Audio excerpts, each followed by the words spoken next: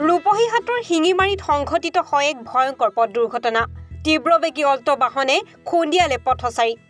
দুৰ্ঘটনাত গুৰুতৰভাৱে আহত হয় পথচাৰীজন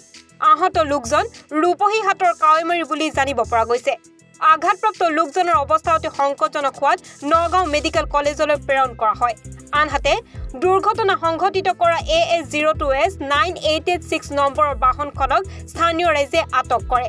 ইয়াকে লৈ এতিয়া অঞ্চলটোত এক চেপা উত্তেজনাই বিৰাজ কৰিছে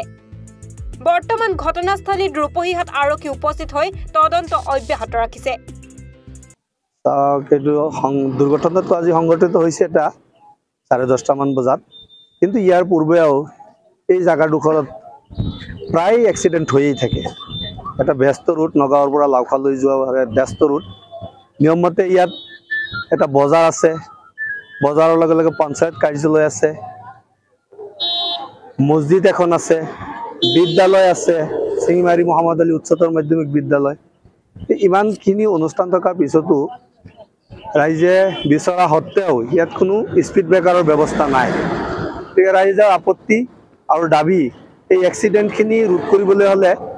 অন্ততঃ স্কুলৰ আগফালে এটা আৰু বজাৰ পাৰ হৈ এটা দুটা স্পীড ব্ৰেকাৰৰ ব্যৱস্থা হ'ব লাগে আৰু প্ৰশাসনক অনুৰোধ জনাম যাতে বিভাগীয়ভাৱে এই PWD ৰাস্তাৰ ওপৰত PWDৰ হস্তক্ষেপ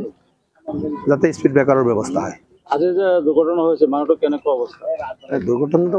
দুৰ্ঘটনা হোৱাৰ পিছ মুহূৰ্তত মই আহি উপস্থিত হৈছোঁ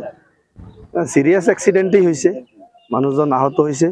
ইতিমধ্যে তেওঁ নগাঁও হস্পিটেললৈ প্ৰেৰণ কৰা হৈছে গতিকে কি অৱস্থাত আছে সেইটো কথাখিনি এতিয়া আমি গম পোৱা নাই ৰূপহী থানাৰ আৰক্ষী আহিছিল নেকি আহিছে ৰূপহী থানাৰ পৰা ইয়াৰ পৰা ৰিপৰ্ট আৰক্ষী আহি ৰিপৰ্ট আৰু গাড়ীখন চিজ কৰি লৈ গৈছে ৰূপহীহাটৰ পৰা আমানুল্লাহ খানৰ প্ৰতিবেদন NE 24